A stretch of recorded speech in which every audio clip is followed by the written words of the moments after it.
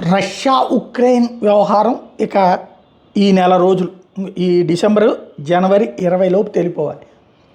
Ukraine అధ్యక్షుడు ఈ లోపుగా రష్యా మీద అణుబాంబులు వేసేసి రష్యాని మూడో ప్రపంచ యుద్ధం వైపు తీసుకెళ్తాడా?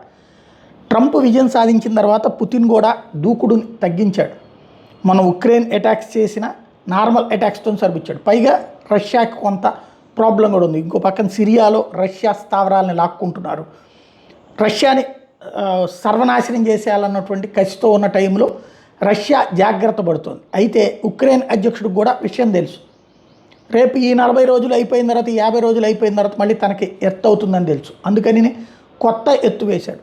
చివరికి రష్యా ఆక్రమించుకున్న భూభాగాన్ని వదులుకోవడానికి సిద్ధపడుతున్నాడు. అంటే డొనెట్స్క్, లుహాన్స్క్, జపోరిజ్, కేర్సన్ ఈ 4 ప్రాంతాల్లోని 80 నుండి 90% భూభాగం ఆల్రెడీ రష్యా ఆక్రమించుకున్నాం. అది వదులుకుని మిగతా దేశాన్ని పరిపాలించడానికి సిద్ధం అన్నటువంటి తరహా ప్రకటనలు చేస్తున్నాడు. క్రమంగా ఈ ఉదంతం ఎటువైపుకి మలుపు తిరుగుతుందో చూడాలి.